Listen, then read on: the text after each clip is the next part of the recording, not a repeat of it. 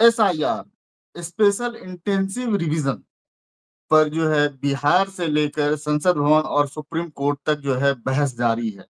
विपक्ष जहां एक ओर कह रहा है कि इससे मतदाताओं के नाम काटे जा रहे हैं और तकरीबन आधिकारिक डाटा के हिसाब से जो है 36 लाख वोटर और अनऑफिशियल जो है 52 से 72 लाख वोट तक जो है बिहार में होने वाले विधानसभा चुनाव में जो है उसमें से नाम हटा दिए गए हैं। इस पर जो है सुप्रीम कोर्ट में भी सुनवाई चल रही है। आखिर ये स्पेशल इंटेंसिव रिपोर्ट पर जो है जहां चुनाव आयोग आधार कार्ड व राशन कार्ड जैसे तमाम ऐसे डॉक्यूमेंट को खारिज कर रहा है, वहीं सुप्रीम कोर्ट उससे बार बार आग्रह कर रहा है कि आप नहीं आधार को देखिए और राशन कार्ड को भी देखिए। पूरे मसले को हम समझने की कोशिश कर रहे हैं आज एडवोकेट सुरेश मानेसर से। वो बीआरएसपी पार्टी के संस्थापक भी हैं, अध्यक्ष भी हैं और एक राजनीतिक पार्टी चलाते हैं। इस हिसाब से भी समझना बहुत अच्छा होगा कि राजनीतिक पार्टी में किस तरह की हलचलें होती है जब इस तरह का रिवीजन होता है, या फिर अब संविधानविद भी है, संविधान क्या कहता है, चुनाव आयोग के पास कितने अधिकार हैं। और यहाँ तक कि चुनाव आयोग अभी तक ये नहीं बता पाया है कि 97% SIR रिवीजन होने के बाद जो है कितने बिहार में बांग्लादेशी मिले, म्यांमार के मिले और नेपाल के लोग मतदाता उनकी सूची में मिले। नमस्कार, मैं हूं अमर और आप देख रहे हैं अम्बेडकर नामा। चलते हैं सीधे मानेसर के पास और जानते हैं कि आखिर इस पूरे मसले को वो कैसे देखते हैं, as a advocate, as a संविधानविद और एज ए बीआरएसपी पार्टी के संस्थापक और अध्यक्ष होने के नाते भी। दोनों मसले से मैं समझने की कोशिश कर रहे हैं। जी सर, नमस्कार। अमर जी नमस्कार। आज जिस विषय पर हम ये बात कर रहे हैं, भारतीय लोकतंत्र के लिए बहुत अहम मुद्दा है, विषय है, और इसीलिए बिहार की विधानसभा, देश की संसद और सुप्रीम कोर्ट, इन तीनों जगह पे बिहार में जो हाल ही चल रहा है स्पेशल इंटेंसिव रिवीजन, मतदार यादी का पुनर्निरीक्षण, इसको लेकर जो बवाल मचा है, आज उसकी सुनवाई सुप्रीम कोर्ट में थी। कई याचिकाएं सुप्रीम कोर्ट में दायर हो चुकी है विभिन्न राजनीतिक दलों द्वारा। फिर एक चुनाव सुधार के लिए संगठन करता है काम, उसके द्वारा, एडीआर उसका नाम, उनके द्वारा। और उसके पहले एक बहस भी हो चुकी थी और सुप्रीम कोर्ट ने यह सजेशन दिया था कि हाल ही में ये बिहार का मतदान यादी का पुनर्निरीक्षण है, इसको हम रोक तो नहीं सकते, लेकिन जो दस्तावेज मांगे हैं सबूत के आधार पर, उसमें आधार कार्ड, रेशन कार्ड और जो इलेक्ट्रॉनिक कार्ड है या इलेक्शन कमीशन का वोटिंग कार्ड है उसको शामिल करिए। लेकिन उसके बाद में इलेक्शन कमीशन ने एफिडेविट फाइल किया था और उसमें यह कहा था कि हम इसको एक्सेप्ट नहीं कर सकते क्योंकि डुप्लीकेट आधार कार्ड है, वोटिंग कार्ड है और रेशन कार्ड है। और उसके समर्थन में संसद में 5 करोड़ डुप्लीकेट रेशन कार्ड मुद्दे का हवाला देकर चुनाव आयोग ने अपने एफिडेविट में कहा कि हम राशन कार्ड को एक्सेप्ट नहीं कर सकते। आधार को भी उन्होंने रेफ्यूज किया और वोटिंग जो कार्ड है उसको भी रेफ्यूज किया। आज उन तीनों में से सुप्रीम कोर्ट ने आज फिर कहा कि ठीक है, आप रेशन कार्ड नहीं एक्सेप्ट करते, कोई बात नहीं है, आप आधार कार्ड और ये जो वोटर कार्ड है चुनाव द्वारा दिया हुआ उसको एक्सेप्ट करिए। तो आज फिर वही दोबारा सूचना दी है। अब इसमें से 2-3 जो प्रमुख मुद्दे हैं, हम पहले पॉलिटिक्स की बात करते कि विधानसभा का आखिरी सेशन, आखिरी दिन चल रहे थे विधानसभा के सेशन के, बहुत हंगामा हुआ, सारी पार्टियों ने विरोध किया है और विरोध बिहार के राजनीतिक दलों का, खास करके आरजेडी का, ये है कि भाई ये टाइमिंग आपका सही नहीं है, मतदाता पुनर्निरीक्षण करिए लेकिन जो टाइमिंग है वो सही नहीं है। फिर आपने 1 महीने का समय दिया, उसमें बेचारे गरीब लोग कहाँ से वो 11-12 दस्तावेज इकट्ठा करेंगे? रोजी रोटी के चक्कर में रहने वाले लोग ये दस्तावेज नहीं ला सकते। तो इसके मुकाबले में सस्ते में जो अवेलेबल, जो देश भर में ढूंढा गया, जिसका ढिंडोरा पीटा गया सरकार के द्वारा में आइडेंटिटी के रूप में आधार कार्ड, वो एक्सेप्ट करो। चुनाव आयोग खुद द्वारा दिया हुआ वोटिंग आइडेंटिटी कार्ड है, उसको एक्सेप्ट करो। लेकिन बिहार में यह नहीं हुआ। इतना ही नहीं, तो बिहार के वर्तमान जो पार्टी दल सत्ता में है, जेडीयू, उसके एक सांसद ने, मुझे लगता है नाम है गिरिधारी यादव, इन्होंने भी कहा, इन्होंने भी बिहार में ये मतदार निरीक्षण का विरोध करते हुए कहा कि मेरे जैसे सांसद को भी बड़ा मुश्किल हो रहा है कि मैं कहाँ से दस्तावेज लाऊं, मेरा लड़का अमेरिका में पढ़ रहा है, वो कहाँ से लाएगा। तो बहुत सी दिक्कतें का इजहार करते हुए उसने विरोध भी किया, तो उसको जेडीयू के माध्यम से नोटिस भी दिलाए गए। बिल्कुल। इधर पार्लियामेंट में दिल्ली में जो पहला हफ्ता लोकसभा ये रेनी सीजन का फर्स्ट सेशन का फर्स्ट वीक चला गया, कोई काम नहीं हुआ। और आखिरी दिन में मुझे लगता है फ्राइडे या सैटरडे, फ्राइडे को संसद भवन के परिसर में सारे अपोजिशन मिलों ने मिलकर एक नकली रूप से एसआईआर की कॉपी बनाकर उसके टुकड़े टुकड़े बनाए और कूड़ेदान में डाले, कचरा जहाँ डालते हैं उसमें डाले। मतलब ये बहुत गलत हो रहा है। तो इसमें 2-3 मुद्दे और बड़े हैं। वो बड़े मुद्दे क्या हैं? बड़े मुद्दे ये है कि क्या इलेक्शन कमीशन को इसके पहले एक रिवीजन तो किया, इसके पहले पुनर्निरीक्षण देश भर में हुआ है और आखिरी 2003 में हुआ। तो 2003 में तो इतने दस्तावेज नहीं मांगे, आज पहली बार क्यों मांग रहे हैं? ये एक बड़ा सवाल है। तो प्रोसीजर को लेकर मतलब देश में जो विरोध हो रहा है, वो विरोध एसआईआर को इसलिए नहीं कि आप पुनर्निरीक्षण कर रहे हो, पुनर्निरीक्षण करिए, लेकिन उसकी जो मेथोडोलॉजी है, उसकी जो प्रक्रिया है, उसके ऊपर सवाल है। और ये प्रक्रिया जो है वो तय करने को लेकर जनप्रतिनिधि कानून 1950 उसमें सेक्शन 22 है। फिर चुनाव रूल्स मतलब रेगुलेशन बोलते हैं, वो 19 के 60 के हैं, उसमें रूल 21 है। ये जो प्रोसीजर दिए है वही प्रोसीजर को फॉलो करिए जो कानून में दिए है। चुनाव आयोग अपने आप में एक नई प्रोसीजर इवॉल्व नहीं कर सकता, ये मुख्य विरोध का मामला है। अब रही परिणाम की बात, परिणाम की जब हम बात देखते हैं तो कल ही चुनाव आयोग ने प्रेस कॉन्फ्रेंस संडे को की, क्योंकि डेडलाइन 25 की थी। 25 को डेडलाइन खत्म हुई तो चुनाव आयोग ने कहा कि बिहार में कुल 7.89 करोड़ मतलब लगभग 7 करोड़ 90 लाख वोटर हैं और उसमें से 7 करोड़ 24 लाख लोगों ने फॉर्म जमा किए। इतने लोगों का फॉर्म भर के प्रोसेस हुआ है। तो बाकी जो बचे हुए 65 या 66 लाख है, कुछ जगह 65 कहते हैं, कुछ जगह 66 हो सकता है, रिपोर्टिंग का डिफरेंस भी होगा, अंग्रेजी हिंदी मीडिया का होगा। तो जैसे टाइम्स ऑफ इंडिया ने 66 लाख छापा है, तो ये 66 जो लाख है उसमें चुनाव आयोग कहता है कि इसमें 22 लाख मृत हो गए हैं, मरे हैं, कुछ माइग्रेट हो गए हैं, कुछ लोगों ने फॉर्म ही नहीं भरा है।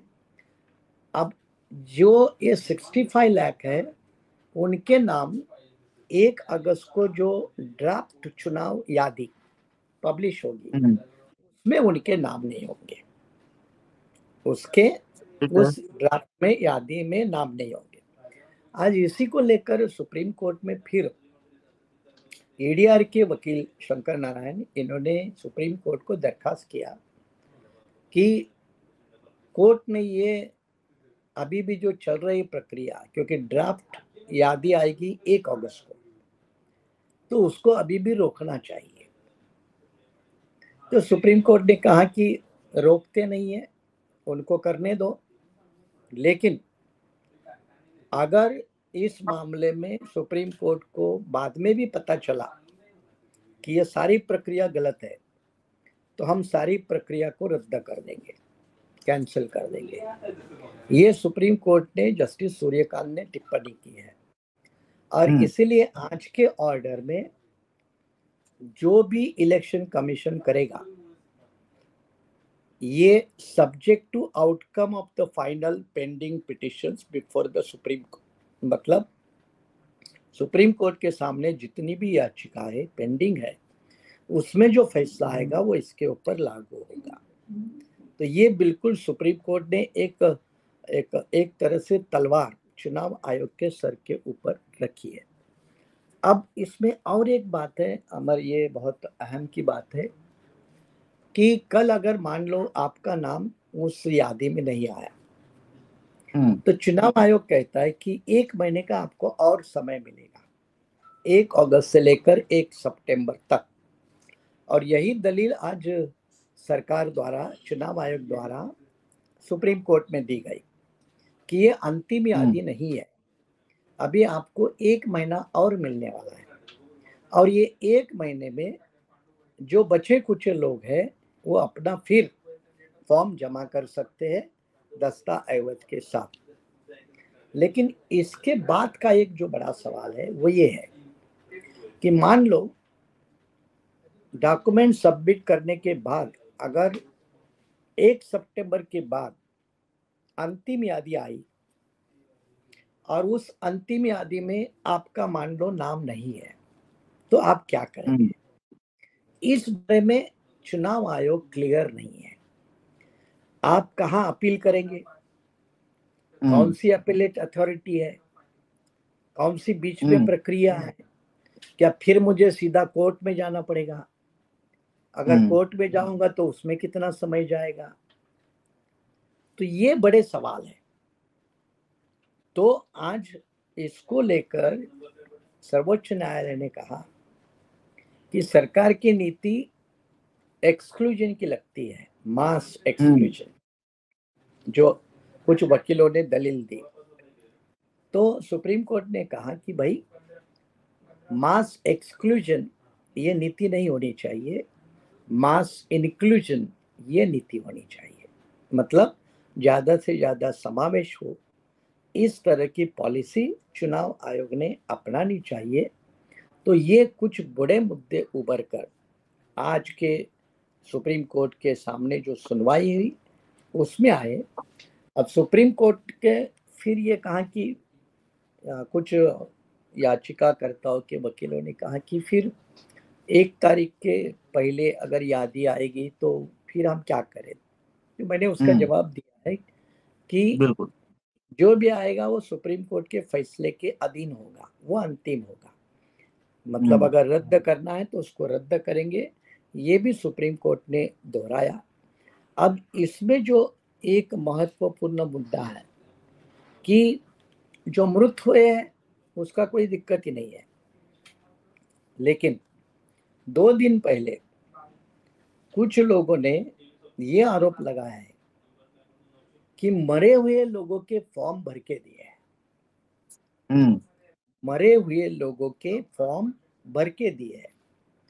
तो फिर सवाल ये उठता है कि मरे हुए आदमी का फॉर्म किसने भरा, उसकी सिग्नेचर किसने की, उसके डॉक्यूमेंट किसने सबमिट किए?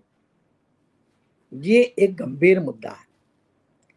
दूसरा गंभीर मुद्दा क्या है कि बिहार में कुछ घरों में कुछ लोगों से वहां जो स्थानिक लेवल के जो मतदार नोंदणी अधिकारी है उनका दावा है कि हम घर घर गए, लेकिन कुछ व्यक्तियों द्वारा, कुछ लोगों द्वारा यहां तक कहा गया कि हमारे पास कोई स्थानीय लोकल चुनाव मतदार यादी रजिस्ट्रेशन करने वाला अधिकारी नहीं आया, हमसे मिला नहीं, हमसे कोई डॉक्यूमेंट नहीं लिए, फिर भी हमारा फॉर्म अपलोड हो गया, ऐसा मैसेज हमारे मोबाइल पे घर पे आ गया।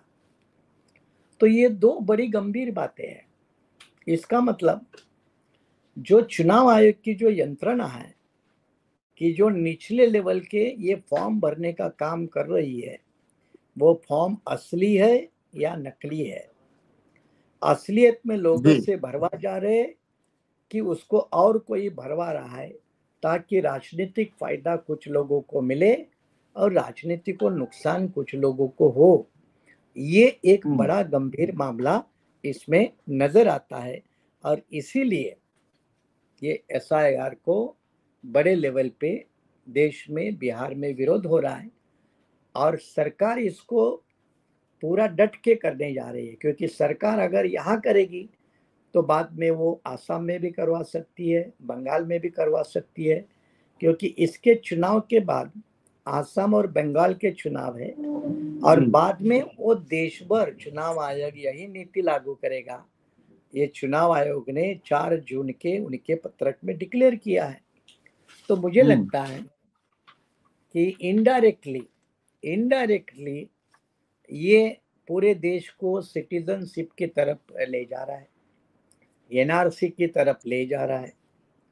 और यही एक मुद्दा है कि चुनाव हम्म। आयोग को वो पावर नहीं है कि वो एनआरसी का काम करे, वो सिटीजनशिप का काम करे।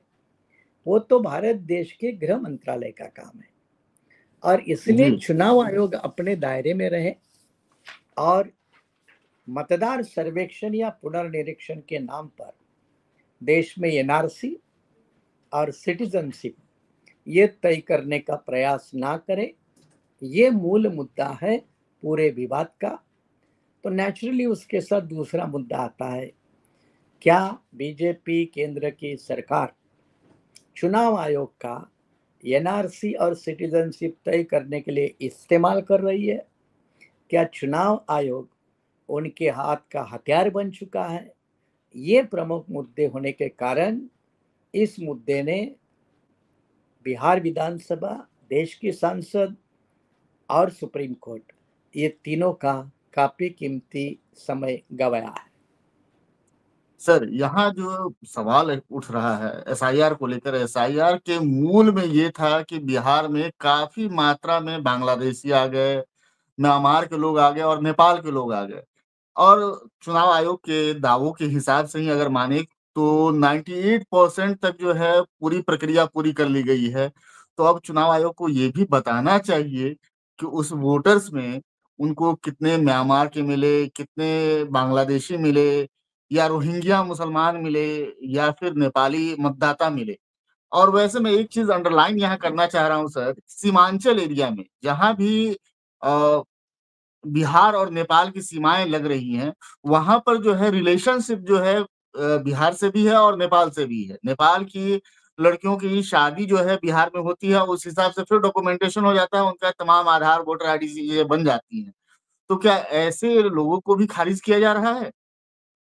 और दूसरी इसमें सवाल सर, और एक साथ सर, एक साथ मैं दो सवाल कर रहा हूँ। एक तो ये हो गया म्यांमार, नेपाली और बांग्लादेशी, और दूसरा सवाल ये है कि मैं न्याय व्यवस्था पर मैं एक चीज आपसे ये जानना चाह रहा हूँ, कानूनविद भी हैं। हाल के दिनों में अगर सुप्रीम कोर्ट और तमाम उच्चतर न्यायालयों के रवैयों को अगर देखें तो उनकी टिप्पणियां बहुत तीखी होती हैं। बहुत, ईडी के मामले में भी सुप्रीम कोर्ट और तमाम हाई कोर्ट के मामले को देख लें, तीखी टिप्पणियां होती हैं, लेकिन मौखिक टिप्पणियां होती हैं, लेकिन उसको कलमबद्ध नहीं किया जाता है, रिटर्न में नहीं ऐसा कुछ डाला जाता है जिससे वो एक प्रभावी रूप से दिखे। इस पर क्या आप के विचार हैंगे? इसमें अमर दो बातें हैं। एक तो लास्ट रिवीजन पूरे देश में और बिहार में भी 2003 में हुआ था। तो 2003 का जो वोटर लिस्ट है उसको पूरा खारिज किया गया है, हम्म। उसको रद्द कर दिया है। 2003 के पहले जो वोटर है उनको उनका एक माता पिता भारत का होना चाहिए, इसका सबूत मांगा है। हम्म। आप समझ गए? माता पिता में से एक ये भारत का नागरिक होना चाहिए, ये सबूत मांगा है। हम्म। और 2003-4 के बाद वाले जो वोटर हैं उनको दोनों मदर और फादर माता और पिता ये भारत के नागरिक है, ये सबूत मांगे। तो आपने जो कहा कि जो सीमांचल एरिया है या बिहार का जो भी बॉर्डरिंग स्टेट एरिया है पड़ोसी देशों के साथ, वहां के लोग इसमें आए होंगे, नकार नहीं सकते। लेकिन आपका बिल्कुल। जो मूल सवाल है कि चुनाव आयोग ये तय नहीं कर पाया कि इसमें कौन कितने हैं। तो ये अभी पहले प्राइमरी डेटा चुनाव आयोग के पास आया है। 1 तारीख को अंतिम यादी आएगी, वो भी ड्राफ्ट है, फाइनल लिस्ट नहीं है। अब ठीक उसके है। ऊपर ऑब्जेक्शन उठेंगे।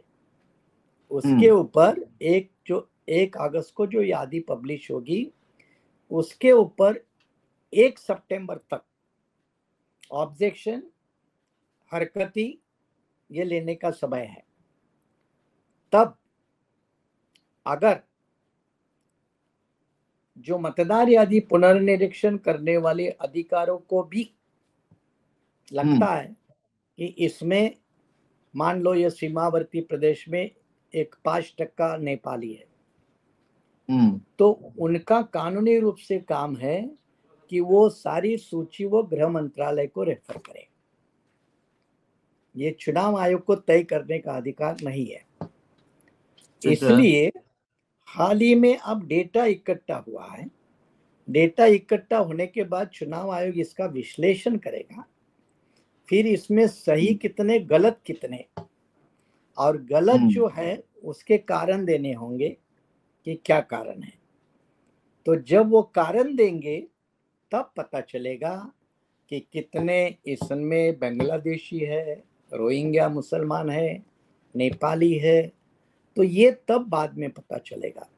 ये ड्राफ्ट सूची 1 अगस्त को पैदा होगी। 1 अगस्त से 1 सितंबर फिर ऑब्जेक्शन लेने का समय है, और 1 सितंबर के बाद पोजीशन क्लियर हो सकती है। तो बीच में 1 सितंबर तक चुनाव आयोग हो सकता है अपनी इंटीरियम रिपोर्ट दे सकता है कि हमें जो लगभग 7 करोड़ 90 लाख जो फॉर्म मिले हैं, उसमें हमें इतने बांग्लादेशी मिले हैं, इसमें नेपाली मिले हैं। वो चुनाव आयोग हो सकता है इंटीरियम रिपोर्ट देगा। और अगर नहीं देता है तो जिन्होंने याचिका सर्वोच्च न्यायालय में डाली है, वो वकील भी सुप्रीम कोर्ट के सामने ये दलील देकर चुनाव आयोग को मजबूर करवा सकते हैं कि भाई आपके पास जितने आंकड़े आए उसमें कितने सही कितने गलत, इसकी प्रोविजनल रिपोर्ट सादर करते जाओ और 1 सितंबर के बाद फाइनल रिपोर्ट सादर करो। ठीक है। और सुप्रीम कोर्ट पर तीखी टिप्पणियां तमाम उच्च न्यायालयों से, और सुप्रीम कोर्ट जो है कई मामलों में तीखी टिप्पणी करके, केवल मौखिक टिप्पणी करके छोड़ देता है, उसको कलमबद्ध नहीं करता है, उसको डॉक्यूमेंटेशन में वो नहीं आ पाता है। इस पर आप क्या कहना चाहेंगे? टिप्पणियां तो टिप्पणियां हैं। इस पर अमर जी ऐसा है कि सुप्रीम कोर्ट इस देश का सुप्रीम कोर्ट है, इसके ऊपर कोई कोर्ट नहीं है, नंबर 1। नंबर 2, आपने कहा कि जज तो सुनवाई के दौरान बहुत कड़ी सख्त टिप्पणियां करती है, लेकिन फैसला देते वक्त लगभग सरेंडर जैसी लगती है। तो ये जो मामला है वो पार्लियामेंट के बहस का है। पार्लियामेंट ने इसकी, या सिविल सोसाइटी में इसकी बहस होनी चाहिए, होती भी है, कई जजमेंट को लेकर हुई भी है, कई जजेस को दृष्टिकोण को लेकर उनके ऊपर भी टीका टिप्पणी हुई है, नहीं ऐसा नहीं है। लेकिन जजेस की मजबूरी भी ये होती है, मैं एक कानून के जानकारी के नाते कह रहा हूँ, कि उनके सामने जो तथ्य आएंगे, सबूत आएंगे, उसके आधार पर उनको रूलिंग देनी होती है। तो ये भी एक मुद्दा है।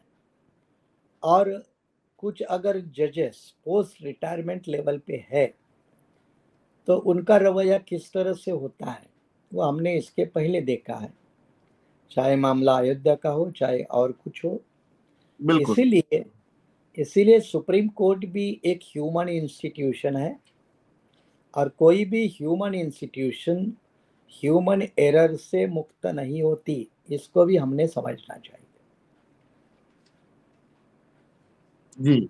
ओके। था हमारा एसआईआर विशेष। आप जानते हैं कि कल सुप्रीम कोर्ट में क्या मसला उठ रहा है, संसद में क्या मसला उठ रहा है, संसद में बहस हो रही है या नहीं हो रही है, सुप्रीम कोर्ट क्या किस तरह की वर्डिंग दे रहा है, क्या चुनाव आयोग आधार और वोटर आईडी कार्ड और राशन कार्ड को एक्सेप्ट कर रहा है या नहीं कर रहा है, या चुनाव आयोग अपने ही तरीके से नागरिकता देने की कोशिश कर रहा है।